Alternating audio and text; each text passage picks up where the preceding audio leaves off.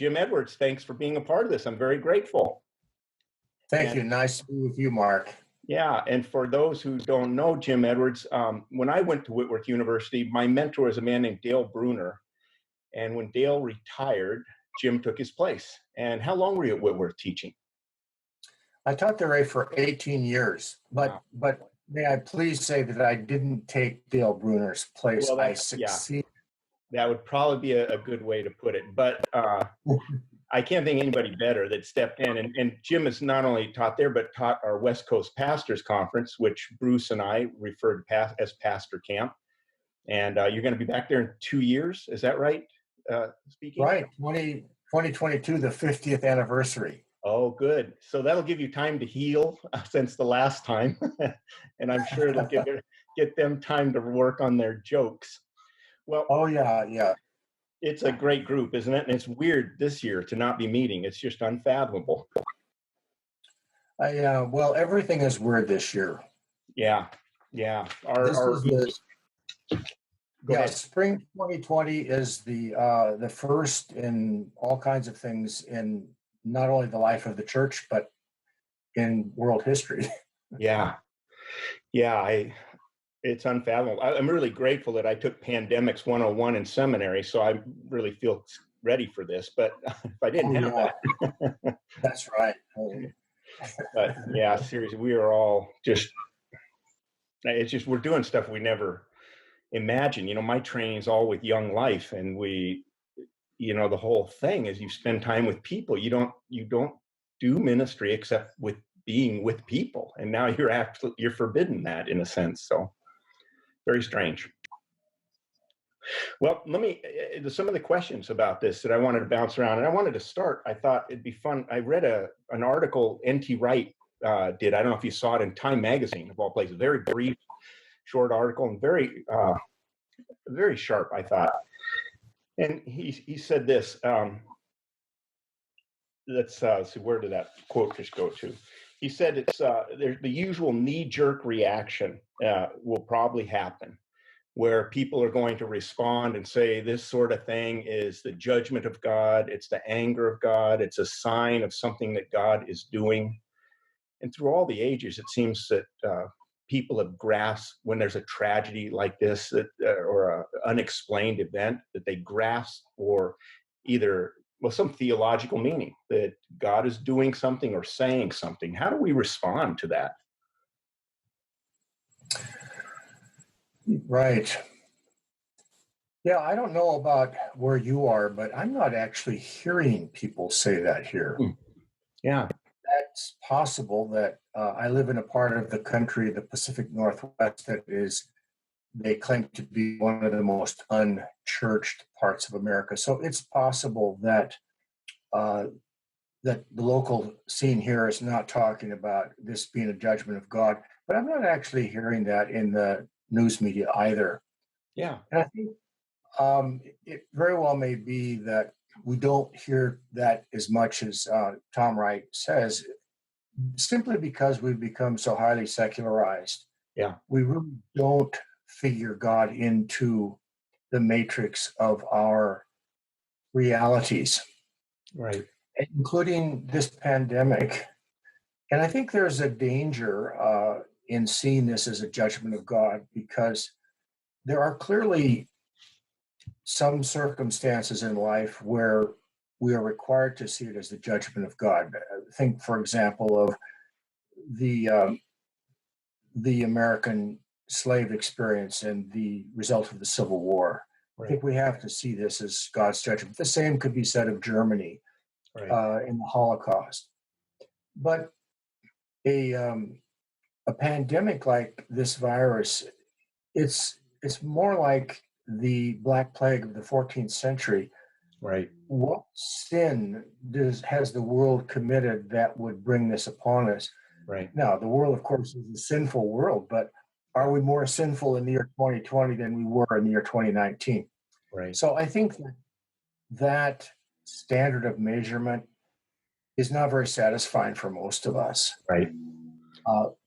And it's more complex because we as Christians are told that suffering actually is not opposed to God's will. It's it's part of it. Jesus tells us to take up the cross and follow him. Yeah. So we have to be careful to avoid this idea that God's will is to keep me safe. And if I'm not safe, I obviously am being judged by God. That's a bad way to think about things. Yeah, it's funny how common it can be. And I agree, more in the past than ours. We haven't heard it too much, that line around here, but there is a pastor in the neighboring town who's continuing to meet and is saying that this is a judgment from God, and the faithful will be kept safe. And so they can keep meeting. And if somebody gets sick, it's a sign that God's judgment was on them. And I thought it's kind of like the old snake handlers. Remember you can handle the water moccasins in this worship service, and if you're faithful or holy or devout or right with God, you're not going to get bit. Nothing will happen. And it's like we need this sort of proof or evidence that they are bad and I am okay and healthy, and instead of just going to an idea of faith that who we are in our rightness with God and before God is in Jesus, and it's Right. in our faith in him and our walk with him, and that the signs are a dubious tell on how we understand our rightness. It's a very dubious tell. Well, it's a flawed understanding of the gospel, isn't it? Yes. Once again, God doesn't promise to keep us safe. In fact, once again, he says to take up our cross and follow Christ. It's another example of the prosperity gospel, that God's business is to keep us happy, healthy, and rich, and that if we're not that, then we're somehow disobedient. Well, that's kind of the free market economy. That's not the Christian gospel. Yeah, good word. Tom Wright goes on to talk about that. In fact, he said, in no part of the Christian vocation, then, is there the need to explain what is happening and why. In fact, it is part of the Christian vocation not to be able to explain and to lament instead. And as the Spirit laments within us, so we become, even in our self-isolation, small shrines where the presence and healing love of God can dwell. And out of that, we can emerge new possibilities, new acts of kindness, new scientific understanding, new hope, new wisdom. And then he goes on to look at some of how the laments in the Psalms, and how that, and he had a great line where he said, lament is what happens when you ask God why and you don't get an answer. And he said that we have to understand Christianity does not answer why did something like this happen. That's not even its job, and we shouldn't even be looking for an answer like that. It's more, how do we walk right with God when something like this or anything comes into our lives? Does that seem right? Thoughts? Yeah, I think as I look at it, this is a great time to come to grips with what it means to be a human being. It's not just that we're not clear why this has happened from the theological perspective. Science isn't able to give us any answers either. Right. And we have become so dedicated to the all-sufficiency of science, and yet we don't know exactly how this arose. We don't have a vaccine to cure it. The best scientific advice right now is simply common sense, keep your distance, things that anybody would do in the past. And so we're up against two unknowns. The all-sufficiency of science has failed us, and we don't know exactly why God has allowed this. So we find ourselves in a wilderness experience. Yeah. We're quarantined. Yeah. And actually that is very, very biblical, isn't it? Yeah, because already in the earliest chapters, we see that the Adam and Eve are driven from paradise into an exile. Yes. We see that Israel's in the wilderness 40 years. Jesus is in the desert 40 years. This is profoundly biblical. And it's in these experiences where our normal sufficiencies are taken from us that we need both one another and the gospel and God in a new way. Yeah, I think that's absolutely right. You can't overstate how much wilderness plays a role in the shaping of God's people. And I remember studying the Gospel of Mark a long time ago, and William Lane, I think, spoke about how important the wilderness scene was in the Gospel of Mark, and especially the way he tied it was the early church at that exact time that felt very much in the wilderness and were actually being thrown to the wild beasts. So when Mark says he was with the wild beasts in the wilderness, that would be a term that would resonate with this early Christian band who's struggling to live faithfully in a very hard situation. And I think wilderness is a brilliant concept that we don't. I think that prosperity doctrine's crept in so much, even in our normal Christian churches, that we don't think wilderness or pain or hardship is something that's even right. We shouldn't have to suffer with that. And the reality is, in our church, we have some dear people that are fighting with cancer. It has nothing to do with the pandemic.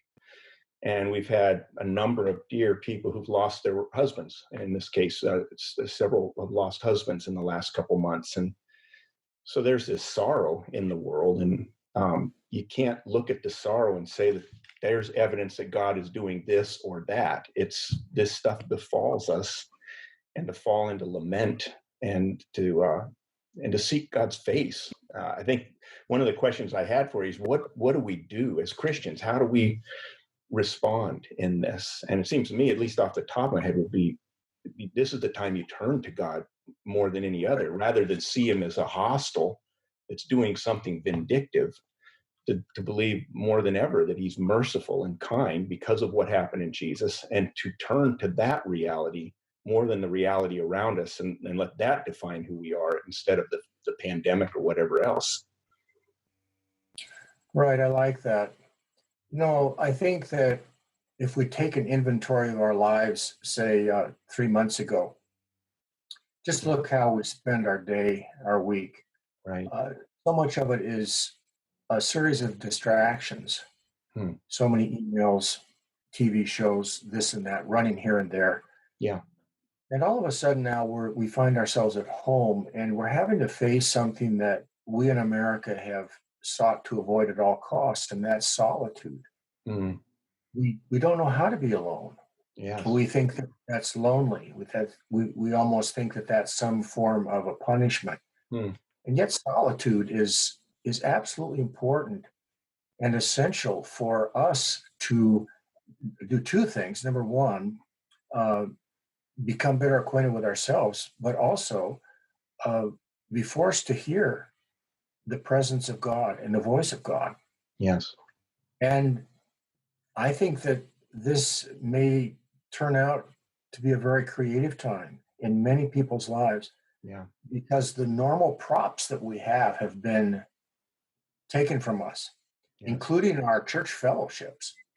We still have the church and the spirit, but we don't have those physical fellowships. And this causes us to do what Christians throughout history have done. John is exiled to the island of Patmos.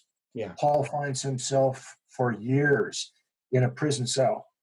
All of God's saints have had to go through what we, in a small way now, are going through. Yes. And this is not to be lamented. It's to be embraced. Yeah. So if you have a group of people like us, most of us, for whom this is really new, and that's kind of solitude, and you were advising us, our good church, good people, and people who have no idea how to start that process, what would you encourage people to do if they've got a lot of free time in the day, some solitude? How would you encourage, or what would you lead them to do? How would they feel a little bit? And as a beginner, 101, monk cloister 101, how would you have them make the best of that time? Well, I think that we're all in that situation. And I know for myself, I lead a pretty solitary life. I'm a scholar. I like to write. I've had a hard time concentrating. I've been anxious. And the thing that I have to do is bring that before the Lord and ask God, how are you going to deal with me? What do you want to say to me?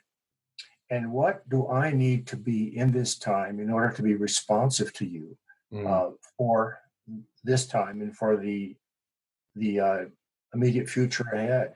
Yeah. And this is a much more conscientious and disciplined response to God than we normally have the luxury to ought to give to God Yes. in a life with business as usual, is it not? Yes, it And is. so simply, I've been reading through the Psalms and just reading through them and saying them aloud with time that I've not had before.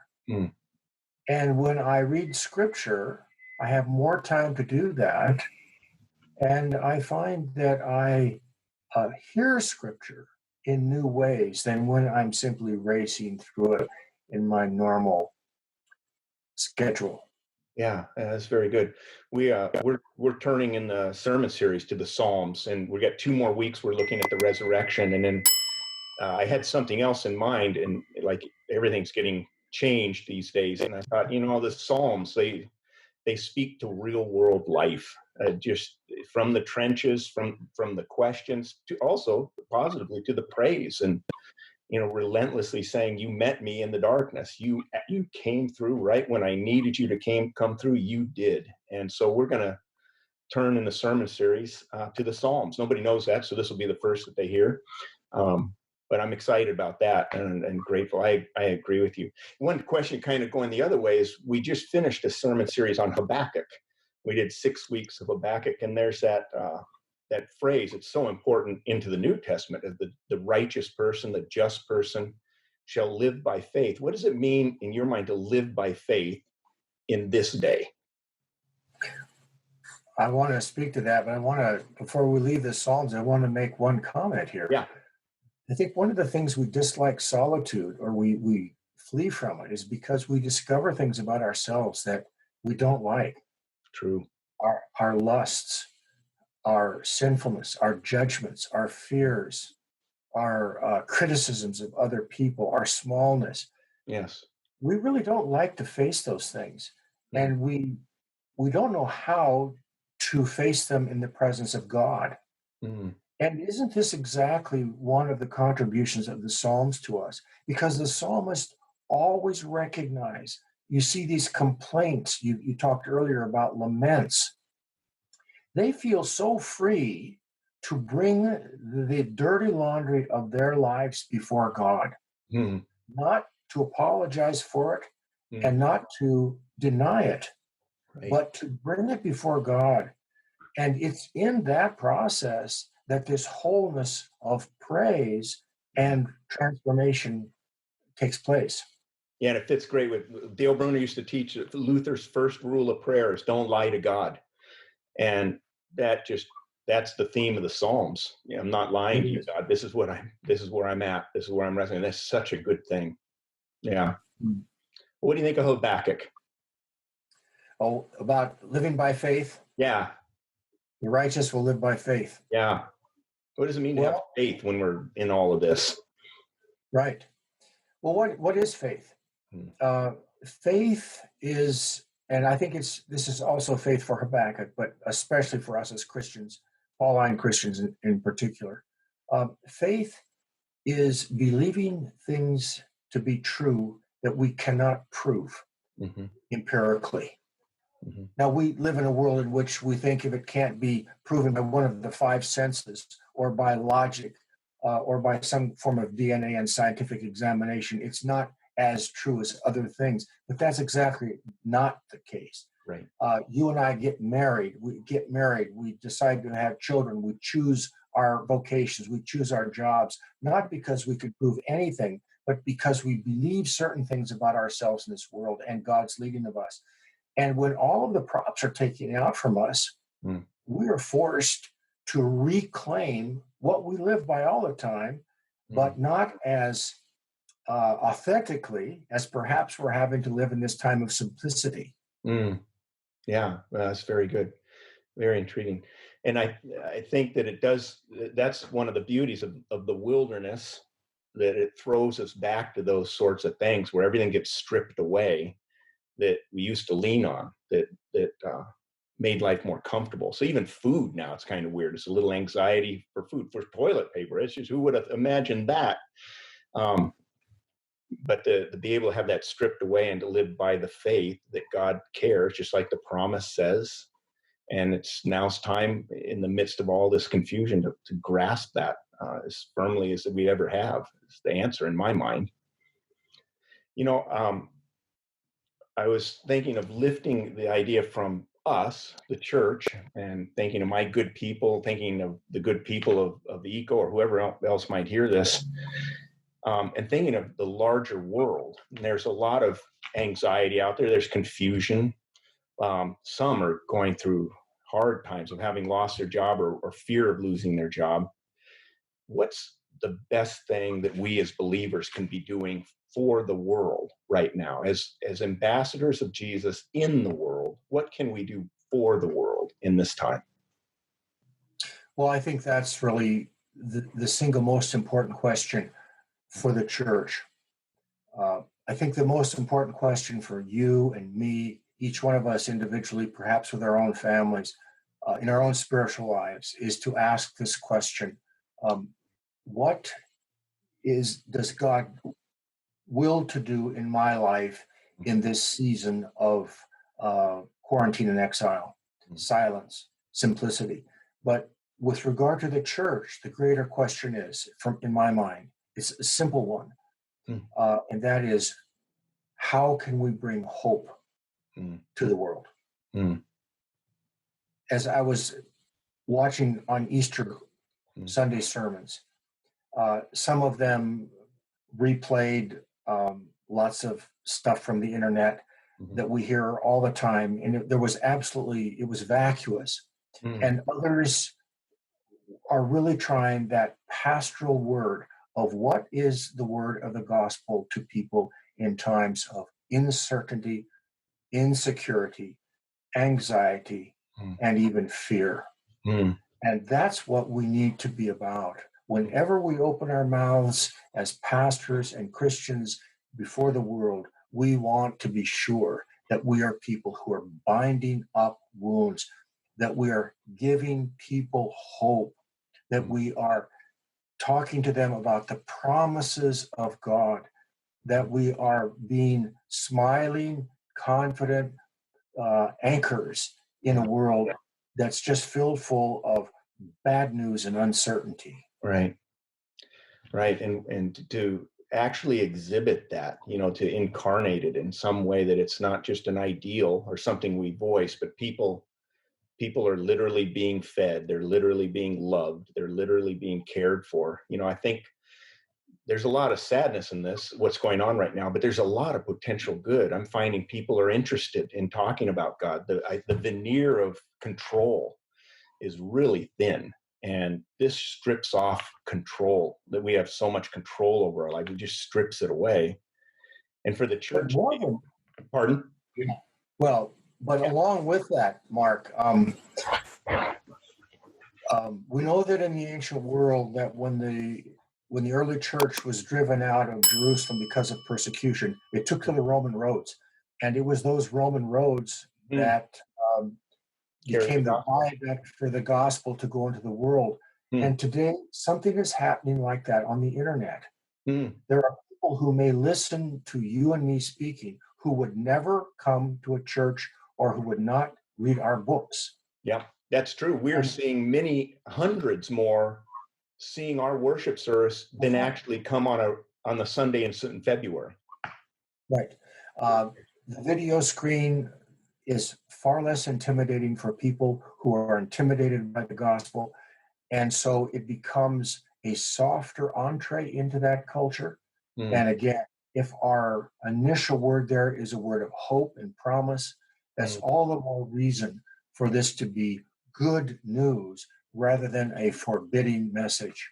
Yeah, that's a good word. And what do we say? How do we prop up believers who are afraid right now? That what do we remind them of in the shortest word to a believer?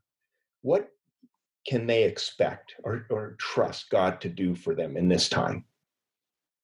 Well, I think the word once again is the promises of God.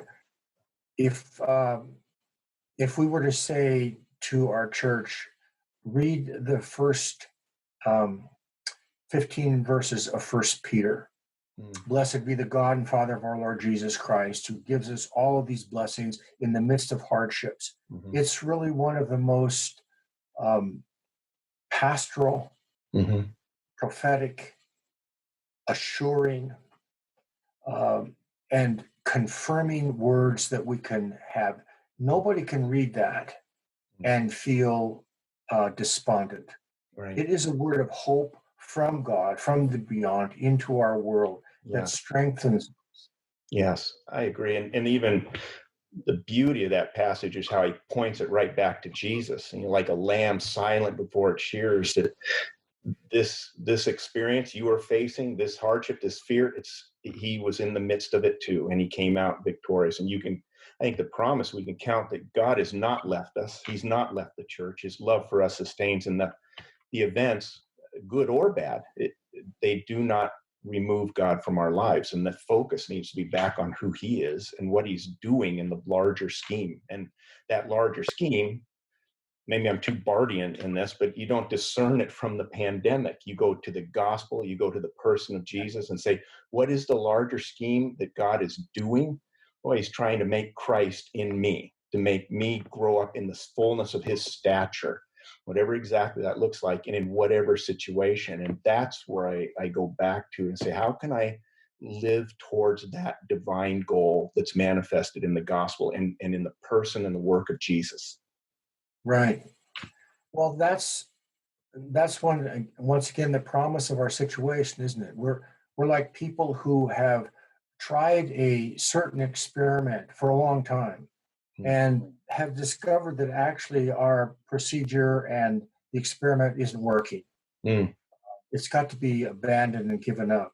Yeah. So that doesn't leave us in a situation of despair. It leaves us in a situation of new openness to things that we had not been open to, that we had not considered before, that we dismissed. And I think that's the circumstance that we're in today.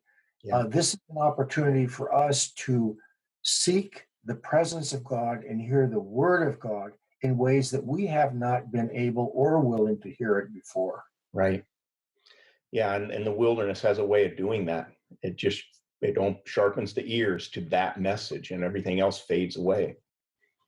Right. It creates a level of anxiety that's absolutely necessary for us to pursue business as not usual. Yeah, I think that's right. And you think about on a much smaller, maybe more mundane scale of like church retreats. The whole idea of getting in a retreat is get out of the normal, where you can listen to God, where the noise of every day, the TVs and all of that, and it's not catastrophic or frightening necessarily, but I can remember at Mount Hermon in my young life days and them talking about the cross and then sending us out to do what they said, do business with God. And I can remember even to this day, a redwood tree right outside of the meeting room there where I sat down when I was 17 years old and talked to God about what he wanted my life to be. And retreat's a different thing, but God uses these times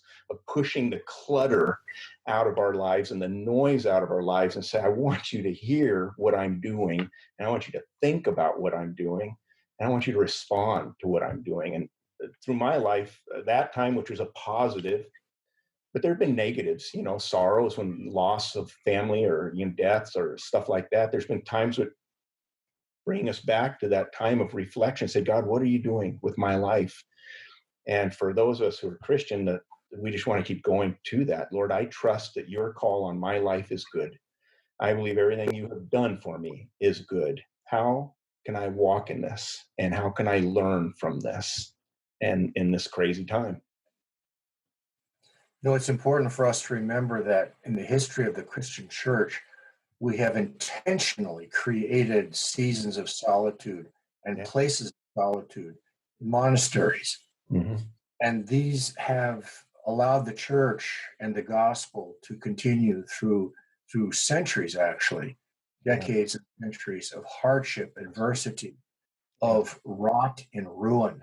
Yes. And so this is a monastery in miniature, what Yeah. we're going through. Yeah. It's a hermitage, really, in which we are forced to make the journey inward instead of the journey outward. Yeah. The journey outward will come. Yeah. And intriguing that it fell in Lent, isn't it? It's, here, the Lenten season, we're giving up way more than we thought, but it is intriguing that a Lenten exercise has landed on us right in Lent. And may a resurrection appear. That's right. Well, I'm not sure we gave it up. It was just taken from us. Yeah. Yeah. N.T. Wright said that the giving up of whiskey and chocolate is child's play compared to what's going on now. So, well, Jim, thanks so much for this. I am very grateful that you would take the time to bang around some ideas. It's been enjoyable. Thank you, Mark. I have appreciated your ministry over the years. May the Lord continue to give you the wisdom and the word to be God's man for this season and this time. God bless you. Yeah, thanks, Jim. You too. God bless. Stay safe and healthy. Okay. Bye. Bye.